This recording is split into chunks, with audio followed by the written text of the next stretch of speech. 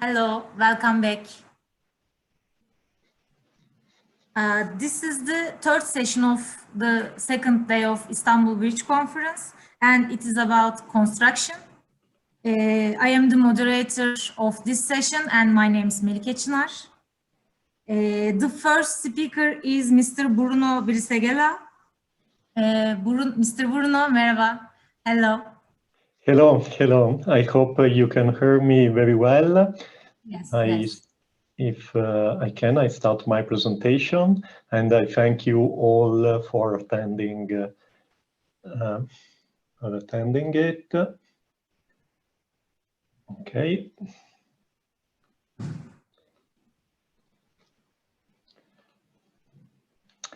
So my presentation regards the use of advanced materials as ultra-high performance concrete for rehabilitation of existing bridges.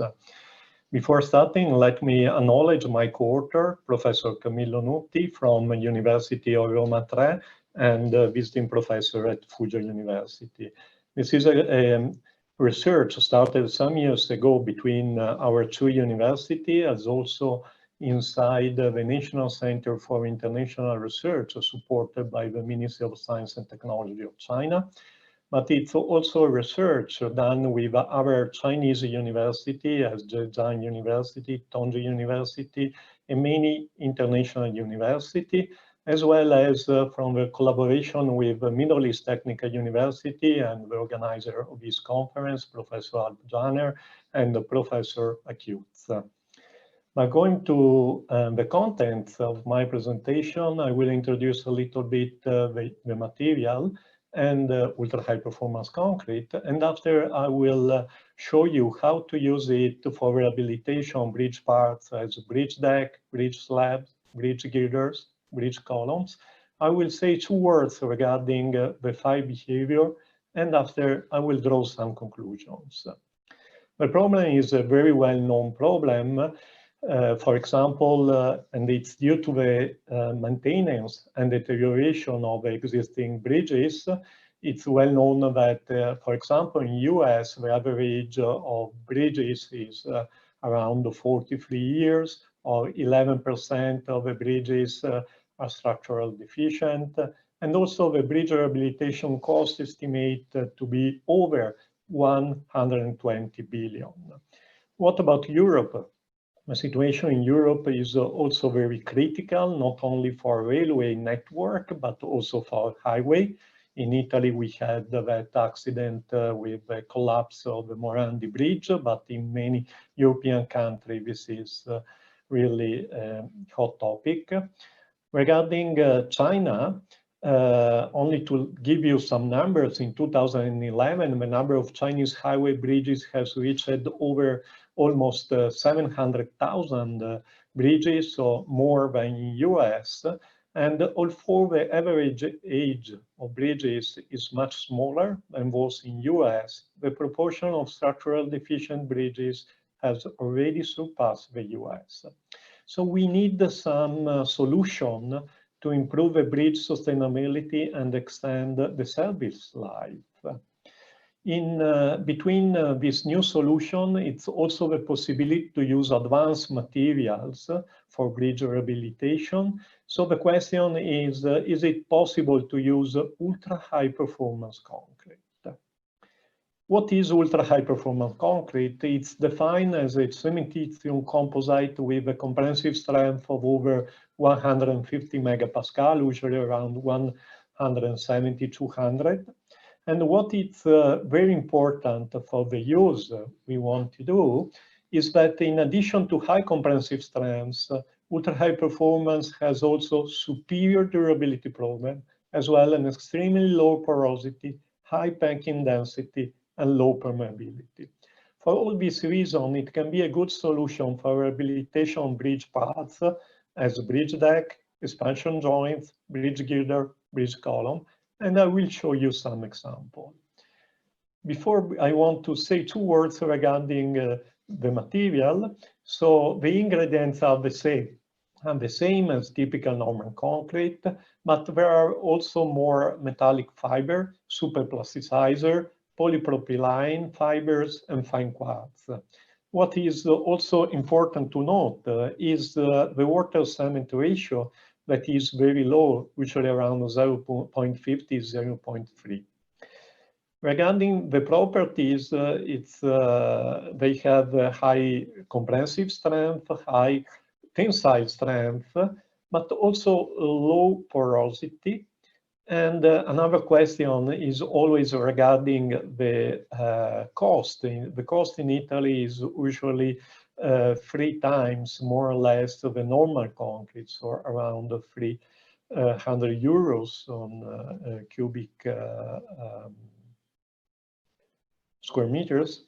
And regarding the durability indicators for ultra-high performance concrete, it's important to note that for water porosity, oxygen permeability, chloride diffusion factors, or potline content, they are all very good indicators compared to the other types of concrete. So this all indicates the possible use for retrofitting.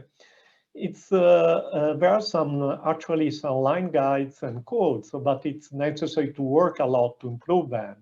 For example, in Europe, in France, there are some code. In Germany, in Switzerland, in France also an annex to the Eurocode. In North America, there is a big push to improve the line guides regarding it, and also in Japan, in Malaysia, and in China. For example, in China, there are 2 technical specification for high-performance concrete structures and bridges drafted for discussion. But there are also many real applications in many European, North America, or Asian country. And we have also built a concrete arch bridge in our campus, thanks to the work of Professor Çınar and his team. So I welcome you all to visit us and to visit this arch bridge. But what is also interesting to show you is the number of bridges employing ultra-high performance concrete subdivided per year in North America. And you can see the orange mark here that indicate 2019, and there are many. But going back to ultra-high performance concrete, or the ultra-high performance fiber-reinforced cementitious composite materials, indicating that you use fiber inside the ultra-high performance, you can use mostly in 3 ways. You can use as a protecting function only, or you can also put inside some steel reinforcement, obtaining the so-called reinforced ultra-high performance layer, and also improving the resistance, not only the having protecting functions. Or you can also involve the existing rebars, steel rebars, corroded steel bars, for rehabilitation of corrosion damage of existing rebars. But going to the real application, I can show you, for example, this application in Switzerland in viaducts built in 1960, where an overlay of 50 millimeters over the piers and 40 millimeters in the spans was used to protect the concrete box girder, but also to improve the resistance. And you can see here in this slide a typical casting machine of the concrete with all the steel reinforcement put inside the layer of ultra-high performance. This is another application regarding a precast, prefabricated precast girders, in which the ultra-high performance concrete have been used in 3 different paths in the slab with the same with the aim to protect, but also for increasing the bending resistance, and with a layer of 100 millimeters over the piers and 45 millimeters in the midspan, but also for the curb, and to protect the 2-side girder that probably they have corrosion damages. Another application, not only I'm showing you, not only China, but also other country, is regarding, for example, the slab of this multi-cable state bridge in China, where there were some cracks in the top of the slab, but also in the bottom of the slab. And a layer, the red one, of ultra-high performance concrete, 50 millimeters, was used in the top, and some carbon fiber sheet were applied in the bottom. But this kind of ultra-high performance concrete can be also used for rehabilitation of steel orthotropic decks. We know the typical problem of steel orthotropic decks are the damage in the asphalt overlay, and also the cracks due to the fatigue and due to the point of the concentrate load due to the cracks. So it's possible to use a layer from 35 to 60 millimeters of ultra-high performance and to link to the steel orthotropic deck through some headed stud and to have a steel concrete composite deck. It's also what has been done in this bridge, this other bridge, where a layer of 50 millimeters in some parts and in other parts of 80 millimeters, in this case, our active power concrete was added exactly to protect against the problem I told you before, the damage in the asphalt and the fatigue problem in the deck. But also some investigation have been done for the possibility to rehabilitate all the steel high beam bridges like this one, adding a layer, a slab of ultra-high performance concrete. For example, in this case, a layer of 70 millimeters was added, and it was tested in the lab, showing a very good results, a very good composite steel concrete action. Regarding link slab, we know the problem due to the durability of the existing expansion joint between one span and the other span. So it's possible to eliminate the conventional mechanical expansion joint using some link slab. I want to point out that the pioneer paper regarding this topic was written by Professor Alp Janner 20 years ago. And it's possible to use different kind of link slab material, conventional concrete or advanced concretes. Between the advanced concrete, it's interesting, for example, the ECC, engineering cementitium composite, that is very flexible and also allow very reduced cracks, but also the ultra-high performance concrete. We are actually investigating with Professor Nuti, my co-author, but also with Professor Tabatabai from the University of Wisconsin-Milwaukee, another speaker of this conference, the use of ultra-high performance concrete. We are investigating it both experimentally, but also numerically and theoretically, obtaining very good results with a reduction in the crack and very good behavior. Regarding the retrofit of bridge girders, starting from bending, it's possible to add a layer of reinforced ultra-high performance concrete, and in this way to obtain a significant increase both in elastic stiffness and ultimate resistance. Both for the new reinforcement layer and also the ultra-high performance give a contribution to this aim. And also it's important to say that it's possible to obtain a very good bond, we can say a full bond between the ultra-high performance concrete and the existing concrete beam by preparing the concrete substrate by high pressure water jetting or sandblasting. Regarding shear, there are several models. This is one, and the total shear resistance can be obtained through adding the resistance of the web crushing in compression, this one, and the vertical steel reinforcement, so this one, and also a so-called two-hinge bending mechanism of the added reinforced ultra-high performance layer. But it's also possible but some authors, as Professor Andreas Lampropoulos from the University of Brighton, we are now collaborating with him exactly on this topic, has done some studying regarding the use of a ultra-high performance concrete layer in the lower flange, in the upper flange, or something with like this one with the U shape.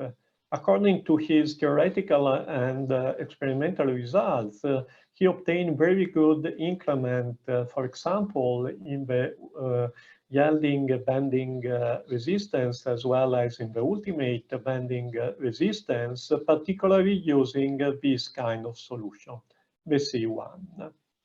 We will see later in our research regarding, because we are still working on it with Professor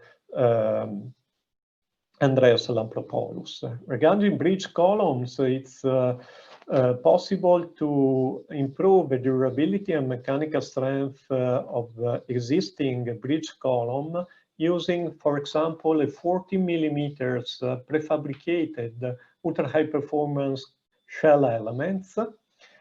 And it's also interesting to show you the possibility to have a jacketing of 40 to 85 millimeters of concrete cast in situ, as it was investigated by these colleagues.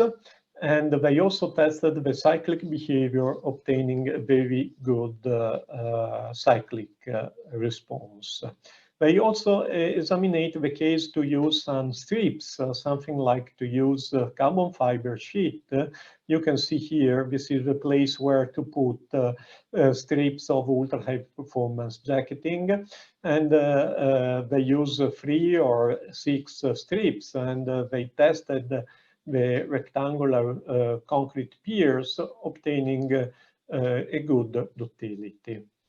We are also with the University of Roma Tre working on this topic, on the retrofit of existing concrete columns, also damaged during an earthquake, using advanced materials and ultra-high performance concrete. We have started this research more than 5 years ago, trying to use different kind of material, for example, self-compacted concrete with or without fibers, ultra-high performance concrete, fiber-reinforced concrete, carbon fiber, stainless steel. And also we are doing a comparison between the Eurocode, the European code, and the Chinese code, and also the material, because every country has different materials.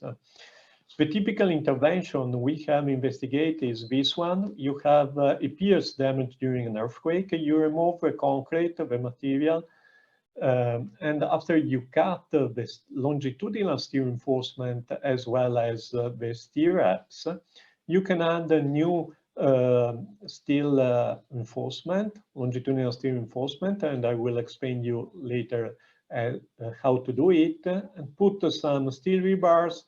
And after the typical intervention proposed is to put some self-compacting concrete and some layer of carbon fiber, a jacketing made with carbon fiber sheet. But it's also possible, as I show you, to use ultra-high performance concrete. So what about the connection between the existing steel rebars that are this one and the new one? Our idea is to use a supporting plate with a V shape, and so in this way to allow to have welding on both sides and also here to connect one element to the others. It's important that we also try to avoid to have damage inside the anchorage, tanning, so reducing in a mechanical way the diameter of the new steel rebars, and so concentrating the plasticization and the damage inside the new steel rebars. So you can see here This is the V-shape plate used to link one element to the other. And so in this way, it's also possible to have less problem with the tolerance of the welding done on site. And also it's, you can see here the CV bars with the turning. We did many tests, both in the connection to be sure that the connection work well, and also to reduce as much as possible its dimension. But also we performed some experimental tests, as you can see here, applying with this setup the vertical load as well as the horizontal load.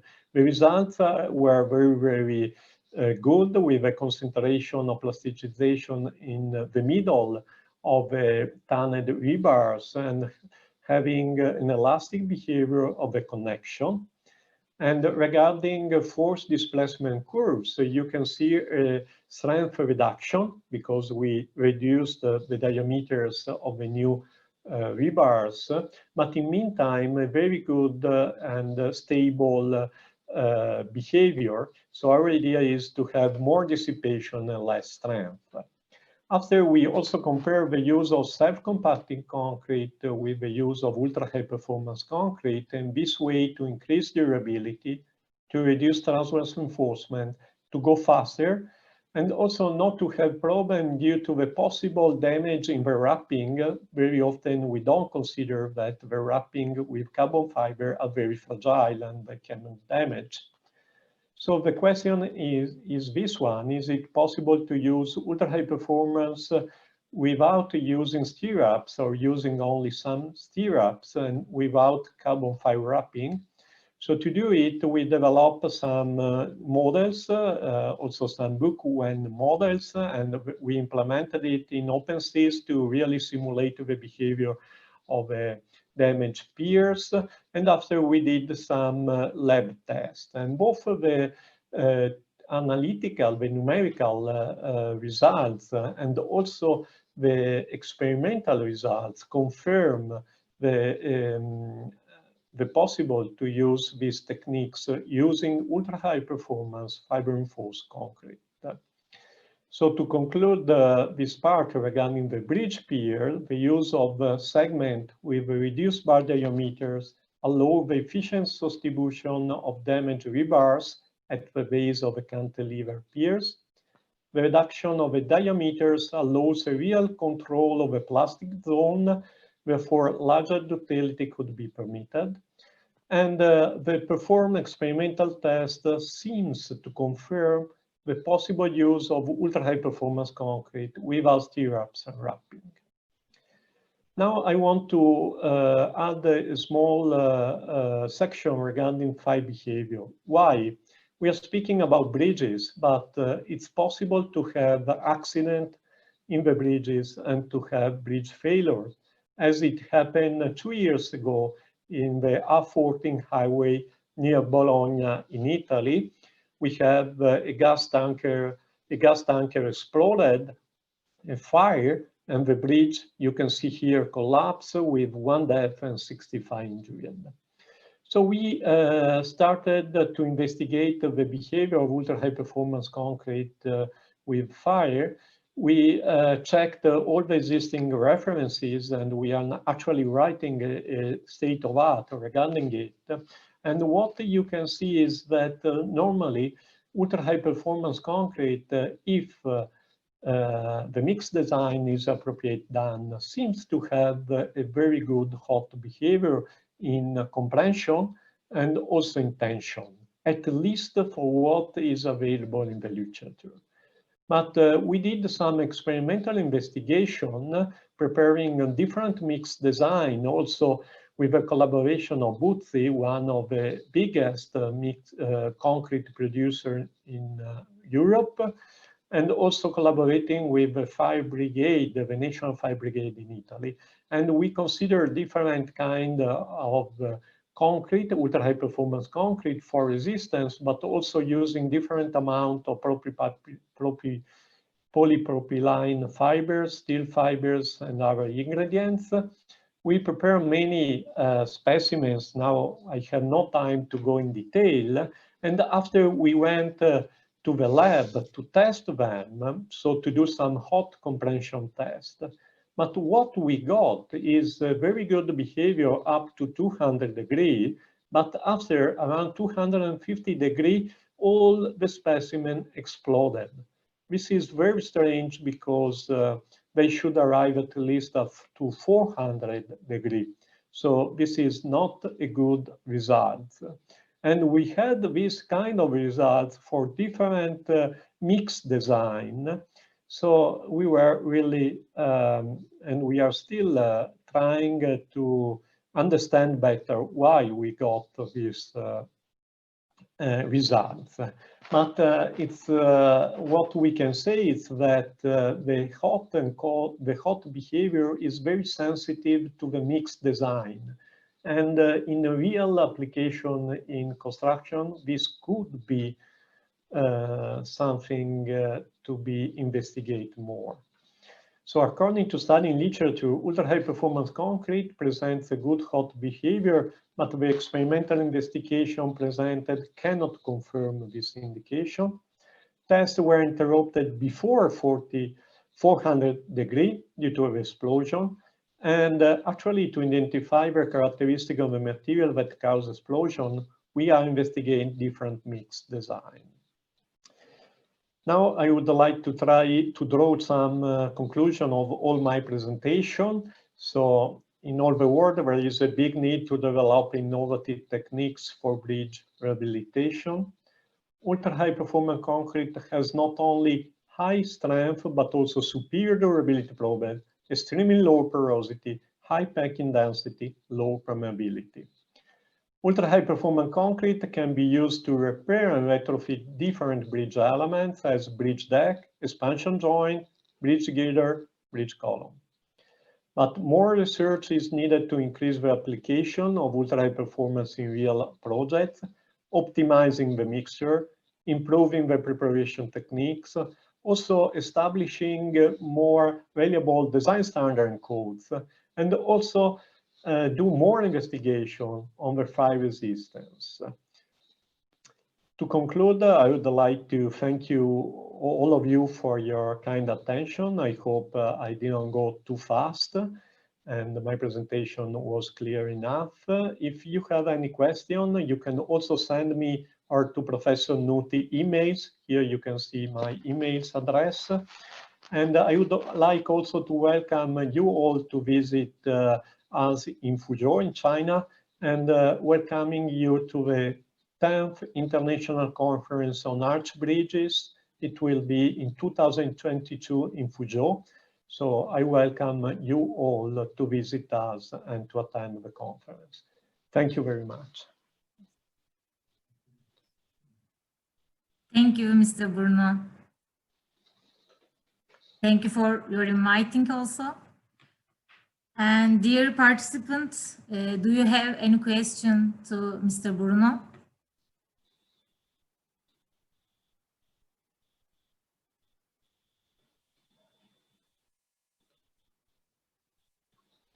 I think someone. Yes.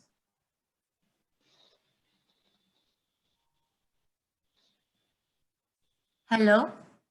Hello. Oh, Mr. Steve?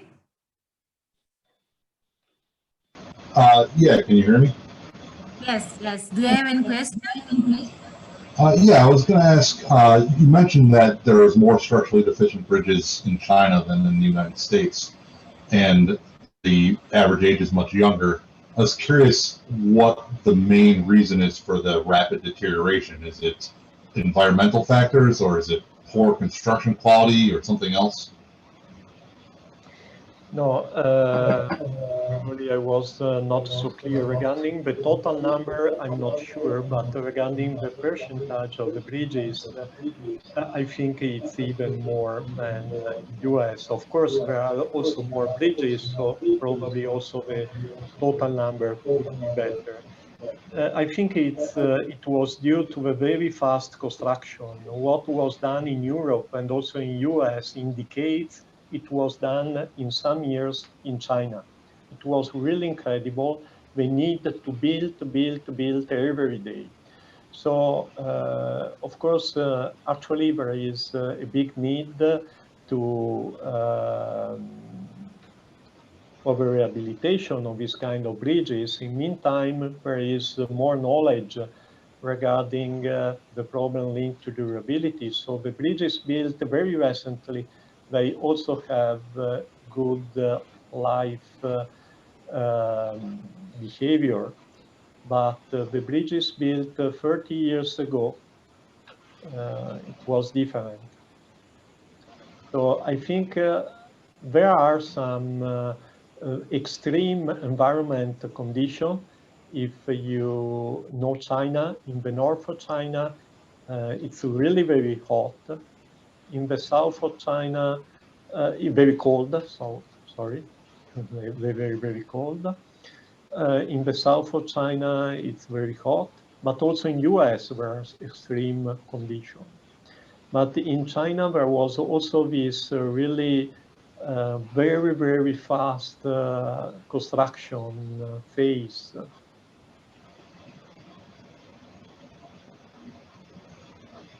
Well, thank you. That makes sense. Thank you, Mr. Steve, and thank you, Mr. Bruno. You're welcome. And if we don't have any other question, I am the next presenter.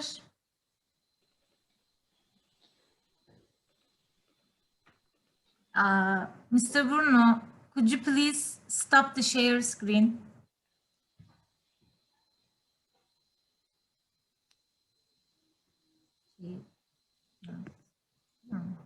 I'm not sharing. Okay. Okay, thank you. So I hope my colleagues can share it.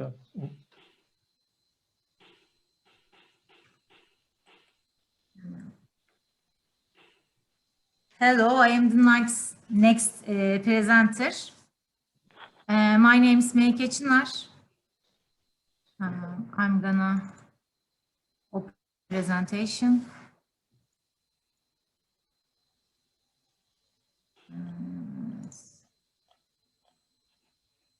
Yes, I think it's okay. You can see me and my presentation. Because I am the moderator, I don't know. My name is Melike Çınar. I am from Bridge Engineering. And today I would like to talk about special applications in post-tension bridges.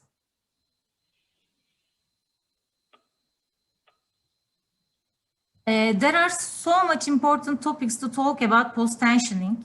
In this presentation, I will mention some common post-tension applications, typical construction states, form traveler and installation, post-tensioning system, post-tensioning tendon installation, what are the construction mistakes, what is the difference between friction coefficient and wobble coefficient, what are the construction tolerances, and construction test examples.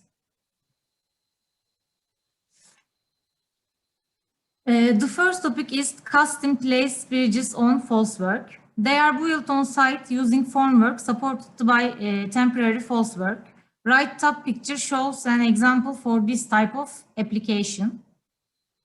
The second one is precast segmental balance cantilever bridges. They involve the symmetrical erection of segments above the supporting pier. And the last one is custom placed segmental balance cantilever bridges. They are built on site using form travelers. Form travelers support the concrete of the newly cut segment until it has reached a satisfactory strength for post-tensioning. There is a picture from Florida to give an example for custom placed segmental balance cantilever bridge. This presentation continued in detailing about this type of application.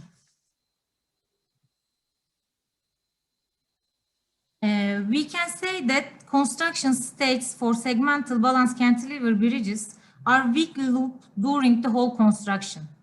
It begins with moving form traveler for a new segment, then place reinforcement in bottom slab and webs, move interior forms, place top slab reinforcement, ducts and tendons. It takes generally 2 days.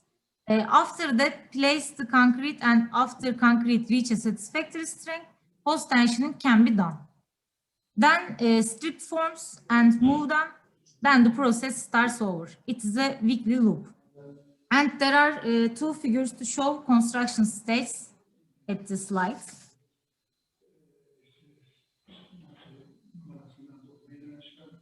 Form traveler and installation. Small holes are left in both bottom and top slab for installation of form traveler.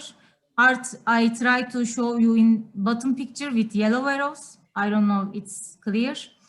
Form traveler is essential accuracy to line, level, and thickness to ensure the correct final shape.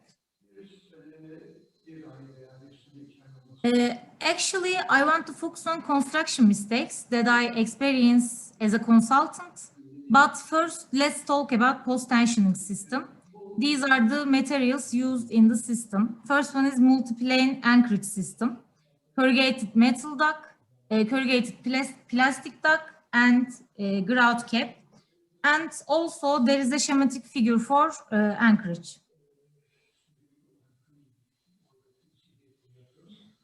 Before the tendon installation, tendons should be testing on site for friction and modulus of elasticity. This is necessary because if design coefficients are different from the site test coefficient, elongation length would be different for design and consultant. Because tendons are placed in ducts, duct installation is very important. There are 2 schematic pictures for duct installation. First one, you can see some bad experience. Ducts are in contact, there is no spacing between them. And there will be a honeycomb and longitudinal crack.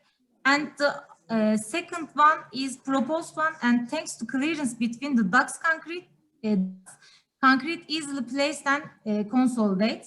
Also, I have a picture to show you some wrong duct installation. Ducts are too close to each other in this picture.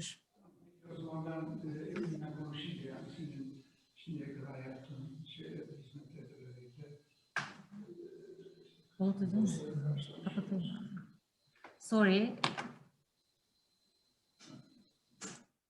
Okay, then I'm continuing. And I really care about the construction mistakes because it is so easy to be done. I think that with knowledge and a little attention, these problems can be solved. The first mistakes that I want to talk about, unacceptable duct connections. Duct and anchor should have a good connection and should have properly aligned with each other. These are all wrong connections in the picture. The other one is possible result of poorly supported and connected ducts. Regardless of the connection type, it is important to make sure that supports do not fail and connections do not separate during casting. And also I have schematic figure for you. Other important mistake is rebar and duct conflict. The first picture shows us a bad alignment and it can prevent installation of tendon. The second one is reposition. The second one is the correct one. Reposition the rebar locally. If spacing becomes excessive, check with engineer. As I want to say she might require extra bars placed above or below the duct or stop bars short of duct. This is the solution. And other mistakes. I know it looks like complex pictures, but let me clear this. When the strand starts in some position, does not mean it will out at same position. That may cause the internal knots, and these internal knots cause fracture of strands. It is really dangerous problem. Let me continue with concrete mistakes. Rather than try to fill the bottom slab completely from the webs, some concrete was first poured directly in the bottom slab. We can see this step 1. The first schematic picture is the wrong type of concrete, placing concrete. The second one is the correct one, and the first step is what I told about. Next, concrete is placed in the bottom of the webs. That means step 2 and 3. After that, once the bottom slab and bottom of the webs are poured and consolidated, the remaining web concrete is poured. Finally, the top slab is poured in steps 6 and steps 6 through 10 show us that. And other mistakes can be done, vibration of concrete. As you can see, first one is the wrong one and second one is the correct one. Wrong one says that do not move concrete around with internal vibrators. It can easily cause voids. Avoid letting vibrator go too deep. It can cause aeration or voiding of earlier placed concrete, all which may already be started to set. Also, vibrator can easily get stuck. So what we have to do, use internal vibrator to disturb interface between loads and consolidate thoroughly.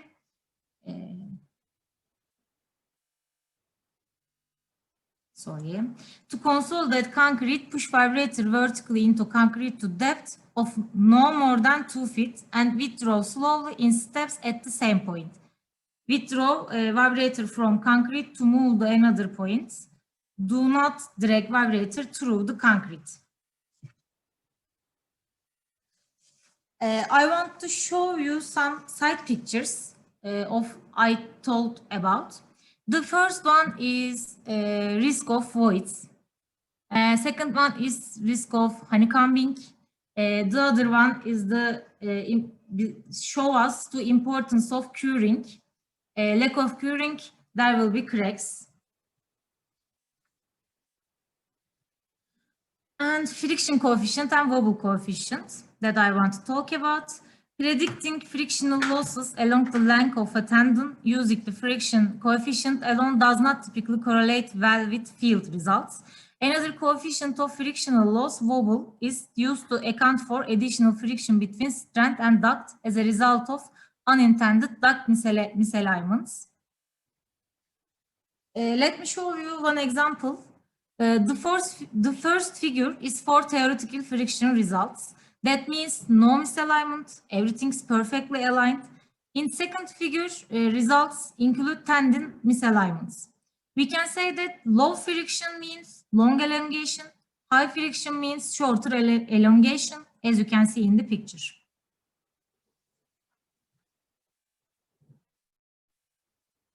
For every segment, elongation calculations are done to compare site results. Bridge's team has established elongation calculator software in website. It is open source. If you want to check it, I put the link below. You can visit there. Now I would like to talk about construction tolerances. In custom placed segmental balance cantilever bridges, any misalignment in segment can fix with the installation of the next segment. But we have to know what are the tolerances. Installation reinforcement tolerance is 25 millimeters. Precast segment length tolerance is 10 millimeter per meter. Custom placed segment length tolerance is 13 millimeter, but for span length maximum 50 millimeter. Custom placed closure segment length tolerance is 25 millimeter. Web top slab, bottom slab thickness tolerance is 10 millimeter. Deck width tolerance is 5 millimeter per meter, but maximum 25 millimeter. Installation stress tolerance is 3 millimeter.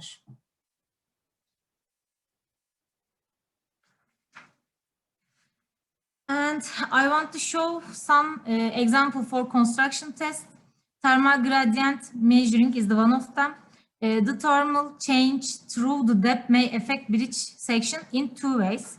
The first one, under positive thermal gradient, deck is warmer than webs. The top surface of of the structure expands more than the bottom surface, causing the structure to deflect upward.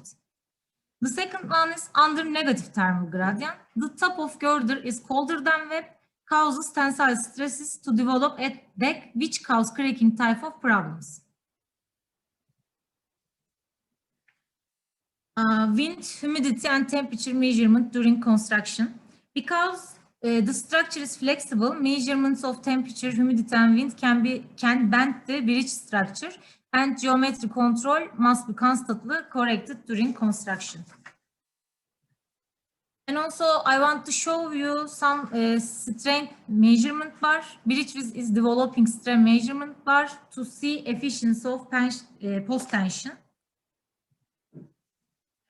And in Botan Bridge, which is the longest span balance cantilever bridge in Turkey, while construction of closure segments, strain and stress measurement has done to check everything is okay. You can see stress time graphic in the presentation. And I want to finish my presentation with my favorite subject. I know you think that's an easy question. Which strengths are jacked? For you. In bottom picture, wedges are loose, so they can't be jacked, you think. But in reality, we can face with some interesting problems. How can we know that instead of, for example, 100 meter strength, they use 10 meter strength, 10 meter length strength in start and end of the cap? How can we know strengths are continued? That is the way how we figure out. It looks so simple, but it is so important. If strengths are placed perfectly, when they are jacked, wedges looks like in the first picture, but when they didn't jack, it looks like in the second picture. And I use the Federal Highway Administration Post-Tensioning Tendon Installation and Grating Manual and PTI Post-Tensioning Manual for this presentation. And thank you for all of you. If you have any question, because I am the moderator and presenter, you can ask me.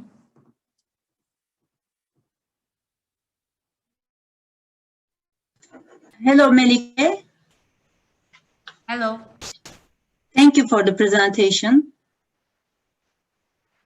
Your last slide wasn't very clear. What was the problem and how did you determine the problem regarding the jacking of the... Could you please repeat that slide, the last one? The last one, okay. Yeah. Okay.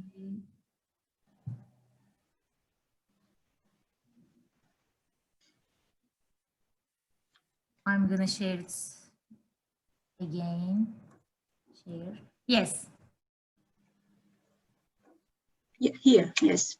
Actually, I want to wait a minute. Sorry. So That's a good. Thank you. Are they same here? The ones on the right and the ones on the left, are they the same strength or? So did you just copy the same picture and rotate it to the left or? No, okay, I'm listening you, sorry. Mrs. Sylvia, right? Yes. Okay, I understand what you're asking. Yes, this is the same picture, but the right picture, we can say 1 and 2. Yeah. One of them, the first one, is they are not jacked. 5A is not jacked, 5A. 5A, or we can say 5A and 5B. 5A strengths are not jacked. Yeah. 5B strengths are jacked. And the differences between them, wedges. Wedges, these are wedges. Loose, if they are loose, they are not jacked. If they are just look like that, they are jacked. I know it is really looks like simple, but it is the most important thing in like balance cantilever bridges post tension. Yes, Yeah. okay. And actually, what I want to talk about there, if I repeat my example in a very clear way, I think. 100, we have 100 meters length strength. And we thought that it is start right there and 100 meters, it stop there. But in reality, the first 10 meter is placed there. The last 10 meter is placed there, but the empty in the middle side. I know it is ridiculous, but it's possible. And how we know that? We know just like this picture. If they are wedges are close, we know they are jagged. If wedges are loose, we know they are not jagged. For example, there is 19 strands, and all of them are jagged. Right, good. But some other bad example, 19 strands, only 5 of them are jagged. I don't know. Am I clear? But Mrs. Hülya? Yeah, we are getting there. Yeah, it's getting clear. Yes. Okay. So that's how you check if the tension is done, completed, and if the strands are fully checked and tensioned. Yes. Yes. Okay, thank you very much. I can, ask you in detail later as well. Thank you. Thank you very much. It was very useful, your presentation. Yeah, I can use it as a checklist on the side. Thank you. Thanks. Bye. Our next presenter is Samuel Neves. I think I am pronouncing it right.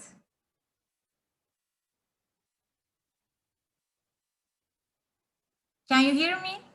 Yes, I can. And you can hear me? Yes, I can hear you. Thank you so much. You are the presenter.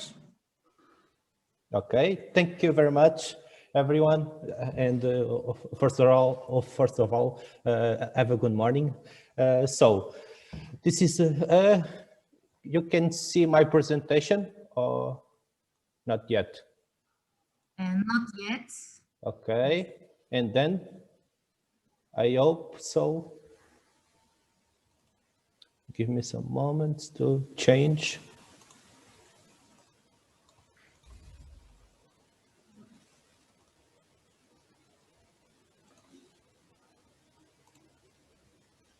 Okay.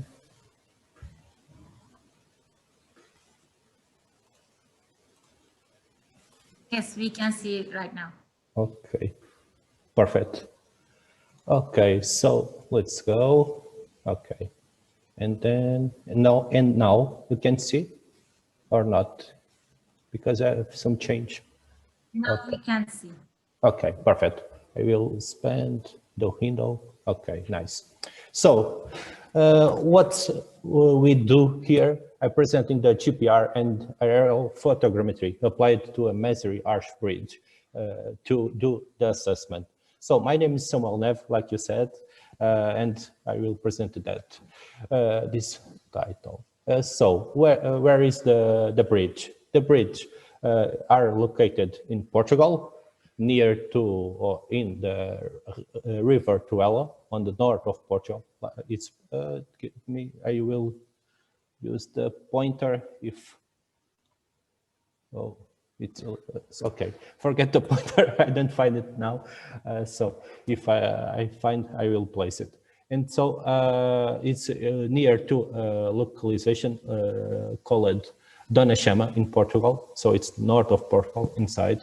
And this is a bridge built by Roman Empire. So it's a really old bridge. And then we need to take some monitoring interventions, and that is one of them. And then made with new techniques like I presented here, like GPR and aerial photogrammetry. Some specs from bridge.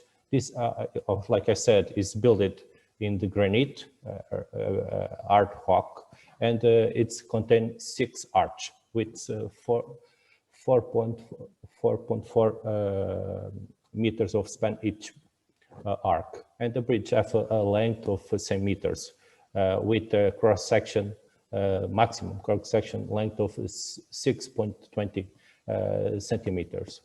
So here I will present a video with main specs of the bridge. So it's the north side of the bridge. We can see the bridge have some vegetation near to the arch. So it's the acquisition data was made on day really fog and really humidity. So it's we will see these effects of our data. So it's really impressive how these effects going to the interpretation and how they need to do to improve that, to understand. So this is the south side of the bridge. So here we can see not have some darkness side, it's a more a light side. It's due the sun explosion. So you can see some vegetation near the arcs. So we have here some issues we need to take account to improve our interpretation using GPR and aerial photogrammetry. So here, like I said at the beginning, the aim of this work is to assess the state of conservation using GPR and aerial photogrammetry. So for do that, we use a drone like DJI Phantom 4 Pro drone to take the photos that have a camera of 20 megapixels, and then to improve the position, global position, we use the GNSS Leica rover to get the coordinates. So, like what we do on the field, we use the ground control software UHPC to make the planimetric survey, and then we use the manual operation to take the oblique photos to improve the 3D model, and then and finish we take the ground control points using the GNSS Leica rover GS15 to get the coordinates using our projected system in Portugal. So, and then we take all data, go to the room, and put on the UHPC computer to compute all data, and then we can obtain the 3D model. The software we use it here was Agisoft Photoscan Professional software to generate orthophotos, digital elevation models, and 3D models. So with that data, we can do a lot of stuff. So we only present some of these results. For the 3D models, here I can show you some picture because it's a low or not so heavy format files to show in internet, but it's possible in the future or near future use that data to share you. Like this presentation, we can use shared 3D models from our structures. Is possible doing for this kind of bridge or for the new ones. So it's really easy. So here is the one output from our 3D model, and can see here some of the feature of the bridge, some walls, some misalignments, a lot of stuff we can did on the last time with regular photos from our cameras. So it's another powerful tool. We can use it for a better interpretation of our structures. So here it's another output from our 3D model from bridge. We can do the orthophotos and then drawing the architectural drawings to best understanding or to share information with other colleagues.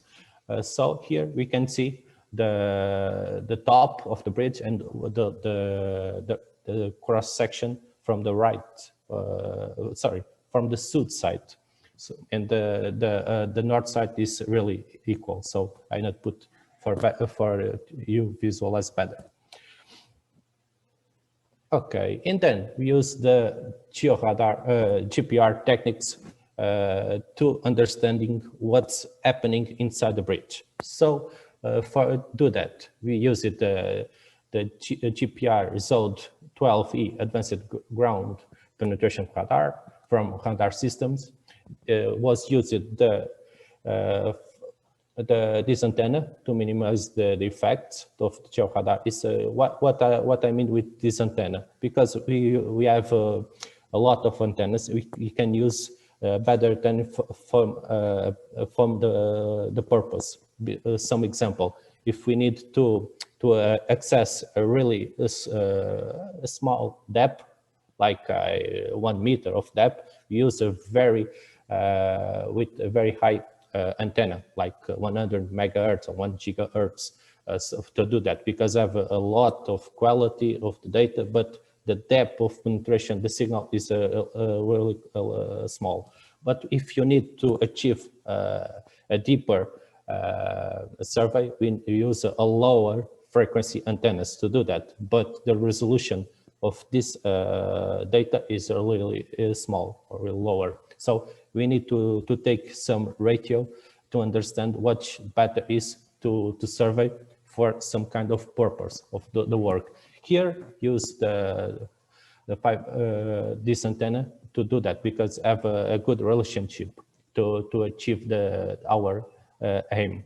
So this equipment do profiles, and these profiles have some interpolation or some time sampling on the horizontal and depth. And depth is measured by time, and for longitudinal distance, we can use a meter or time. So have a lot of possibilities to do that. And for geofencing this kind of data, we use a simple, like I said, Leica rover GS15 to mark the lines. It's possible sometimes connecting the GPS to the GPR, but we need to have some protocols of connection. Sometimes it's not possible. Sometimes we have internet problems, and the reason why we don't do that, because sometimes we have don't cover of the internet at some sites, so it's not easy. Okay, and then here I show you the 3 profiles made by GPR. The profile 1 is on the south side of the border of the south side of the bridge. Then in the middle, the second one, and the third is the north side, near to the border or the wall. So then we take that data from field, and then we need to process. And this process is made on a special software of processing, like ReflexW, to do that. And for do that, you need to do a lot of stuff, so a lot of processing to achieve this data I show you on the bottom. So on the top, we have the view of the top of the bridge, then the cross section of the south side, and then the radargram. It's the results from GPR. And then here we have the sum of anomalies. So what is anomalies? It's the name of geophysics, geophysicians using to interpreting the data and correlate with our real objects. So it's this arch you see on the diagram is not the structure, but this the response of the GPR from this arch. So it's not a direct interpretation. We need to understand the geophysics principle of the equipment. So here it's just an appointment. And then what we see on the diagram from profile 1, we can see a lot of stuffs like a drainage hole. You can see on the square, the red lines, we can see a direct correlation between drainage holes from the diagram and from the cross section on the top. It's because we can see a small imperbolas. And we can see two small imperbolas. It's directly correlated with the two small holes beneath of or inside of the bridge. So in another side of the bridge, we can see the same. So we have two holes, two drainage holes, and we can see on the diagram two small imperbolas. And then, okay, and then we understand it. We have this direct correlation. And then we can see on the diagram the hyperbolas, and then this hyperbolas can show you two things. The biggest one, we can see the geophysics effect of the diagram from the arch.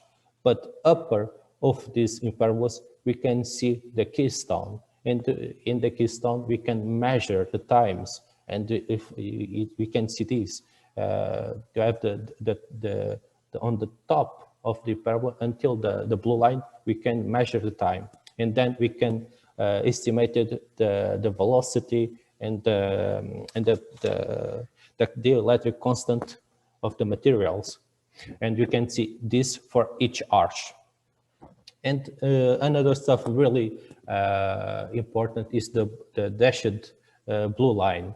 It shows some horizontal irregularity from the layer, or the pavement layer. So it's very interesting because it can be true or not, because it's really directed for the humidity.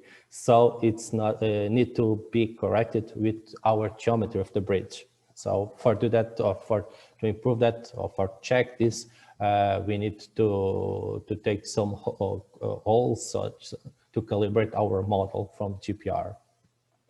Here, it's the results from the profile 2.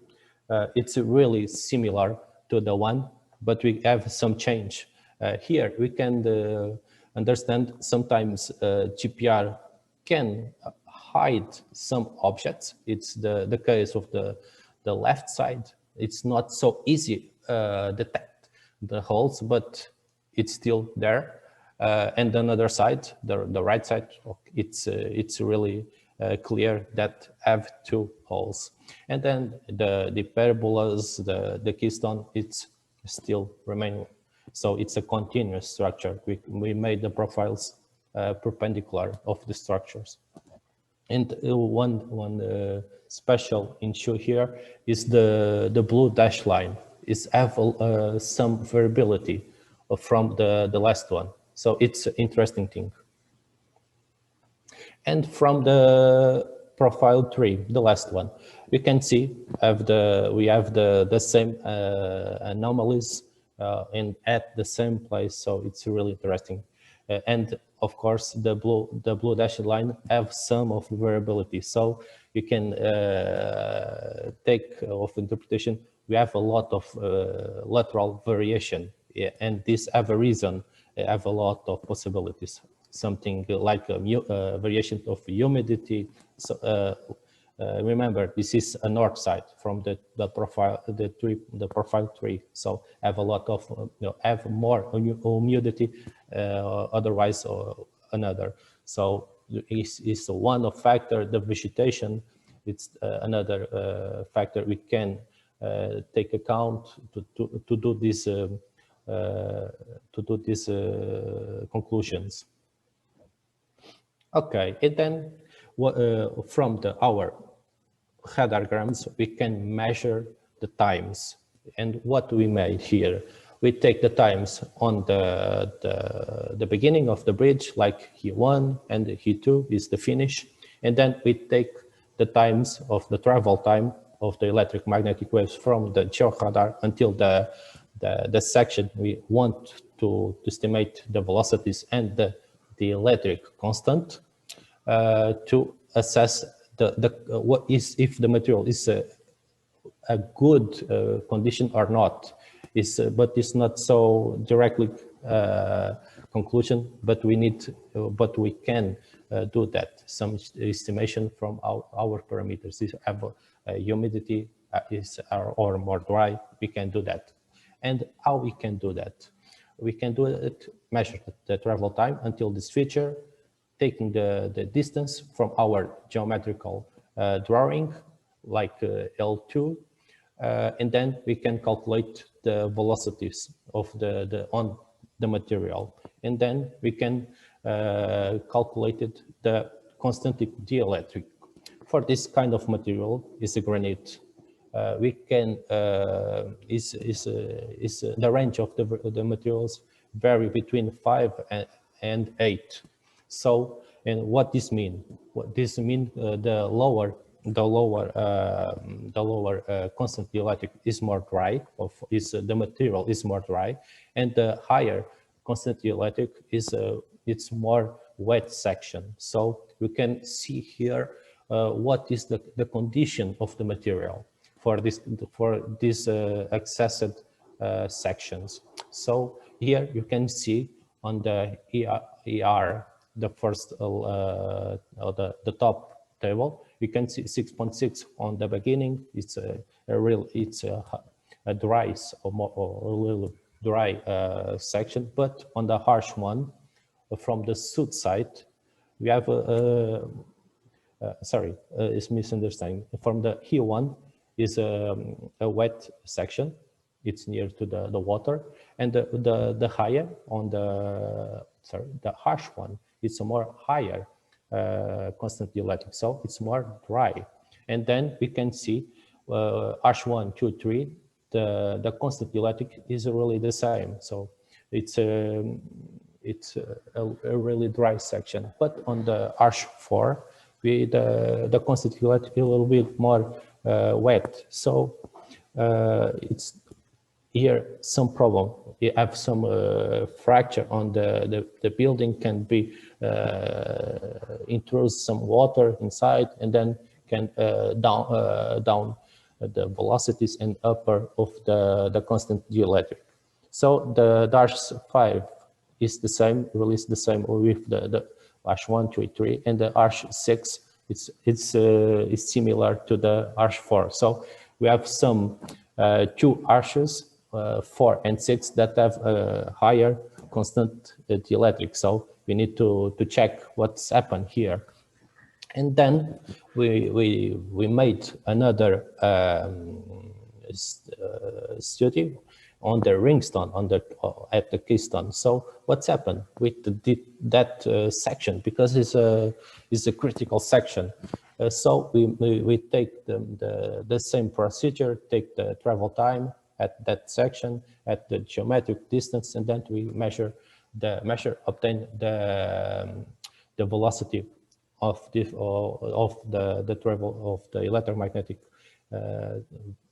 magnetic waves on that section, and then we measure the constant dielectric. So here we have a lot of variation. So it's not take a right conclusion because that. So for example, H1 have a constant dielectric of 6.9. So it's and then we have the H4 2 of constant dielectric. So it's really high on the keystone.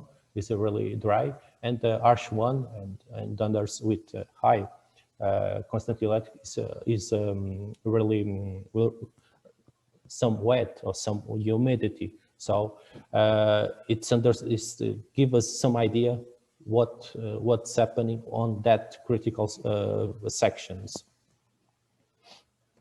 So for conclusion, this kind of study can use it for better diagnosis bridge condition.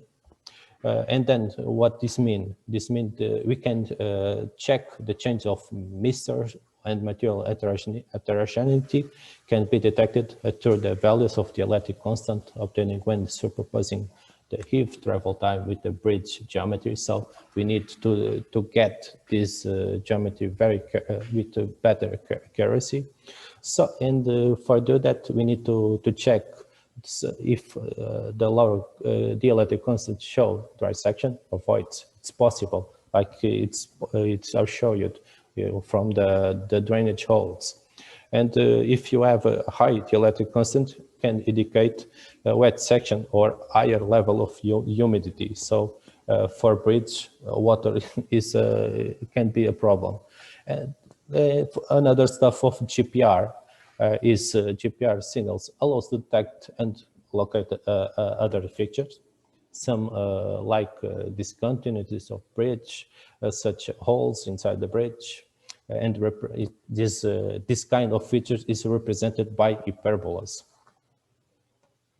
And then the show presented from the radargrams show us have a lot of lateral variation, and this can be due humidity joints between stock blocks or vegetation. So because one important issue from this bridge don't have mortar to connect the blocks, so it's simple supported.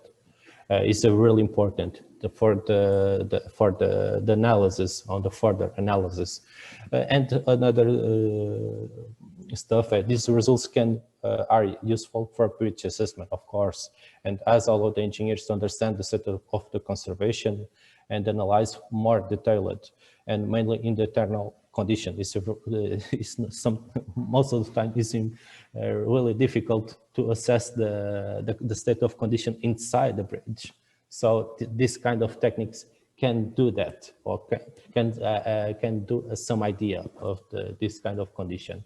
And of course, and this is just a preliminary work, and we want to use this kind of data to generate 3D models from our structures. For what? For understanding, for doing some kind of moderation, this kind of structures, to understand what's happening, what kind of measurements we can do that to retrofitting this kind of structures. Thank you very much for all the time. Thank you. Have a good day for everyone. Thank you, Mr. Samuel. Dear participant, do you have any question for Mr. Samuel? I can ask one. Sure. Yeah, hi Samuel. It was very nice presentation, and the bridge is very nice as well. I was wondering if you have any kind of assessment for the soffit of the bridge. That's the main arch. Yeah. Can you repeat? For the soffit. Yeah, for the soffit of the bridge, the main arch of the bridge. Do you have any kind of assessment for that one, or is there any way of determining the real geometry under the soffit of the bridge? Yes, not yet, because we made only the surveys, and then the organization do that is another. So it's not easy to get this information, because it's crucial. So for merge all information, and for sometimes geophysics is a tool, and like a tool is not give us the results or the final results. We need to combine these results for our all specialties. So what I mean, if you have some historical background from this bridge, is really important. For what? For improve the model of the GPR, and like we use it here, using 3D model, using aerial photogrammetry. Of course, it's the first step to get this 3D model and this kind of predictable model for the future. But we need to have some data from the past to some prediction for the future. It's our idea what the tool we need to build for our structure. But I don't have this data yet. Yep. Thank you very much. Yes. Thank you. Thank you very much.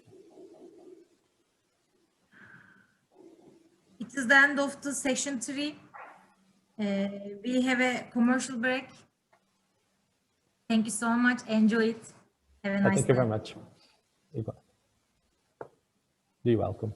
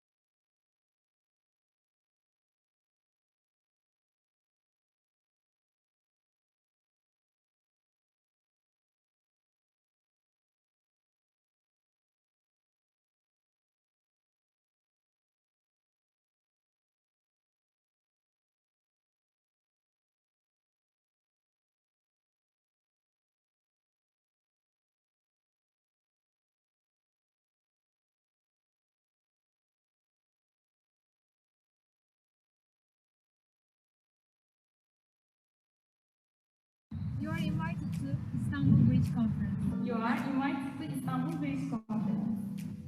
Hello, greetings from Sheraton Istanbul Hotel Ataköy. You are invited to Bridge Conference in Istanbul.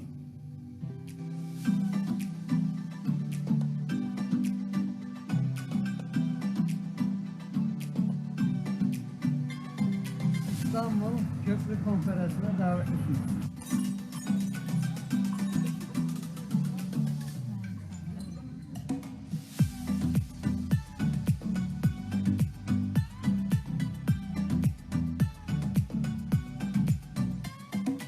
Arkadaşlar İstanbul Köprü Konferansı'na hepiniz davetlisiniz.